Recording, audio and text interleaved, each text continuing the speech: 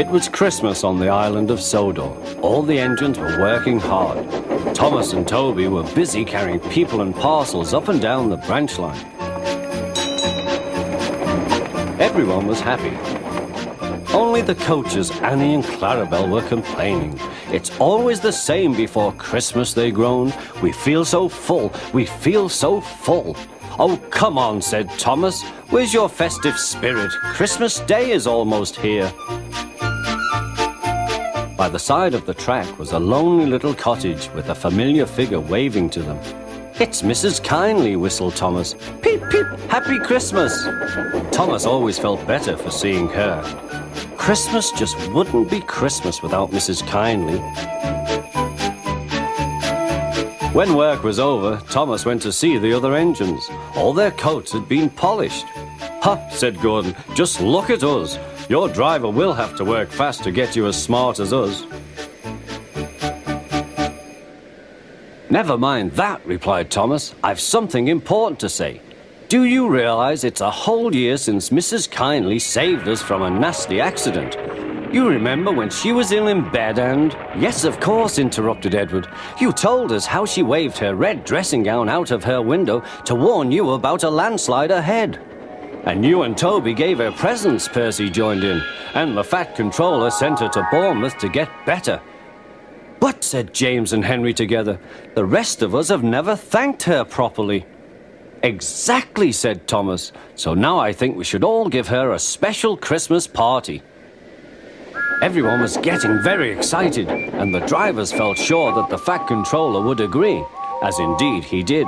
The engines were all busy making plans when silence fell. The Fat Controller had bad news. The weather's changed badly. Mrs. Kindly is snowed up. Toby says he'll help to rescue her. You must help too, Thomas. There's no party unless you do. Thomas hated snow, but he said bravely, I'll try, sir. We must rescue her. We must. There's a good engine. You and Toby will manage splendidly. Thomas charged the snowdrifts fiercely. Sometimes he swept them aside, sometimes they stuck fast, and the men had to loosen them.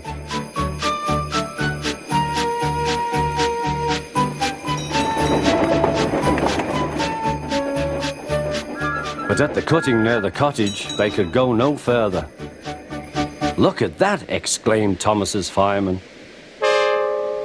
Peep, peep, peep, here we are, whistled Thomas. An answering wave came from an upstairs window. Then they heard a familiar sound. That's Terence, said Thomas. He's come to help too. Sure enough, Terence had a snowplow and was working hard to clear a path to the railway line in safety. At long last, the rescue was complete. Percy took the tired workmen home. Terence said goodbye to Mrs. Kindly and promised to take care of her cottage as he watched them all set off. The engines made good time. No more snow had fallen, but the yard was dark. Thomas's heart sank. Suddenly, all the lights went on. What a marvelous sight awaited Mrs. Kindly. Well done, said the Fat Controller. I'm really proud of you all. Mrs. Kindly especially thanked the smaller engines. Thomas and Toby are all friends, she said. And now, Percy, you are my friend too. Percy was very pleased. 3 cheers for Mrs. Kindly, he called. Peep, peep, peep. They all whistled. We wish you a Merry Christmas. We wish you a Merry Christmas. We wish you a Merry Christmas and a Happy New Year.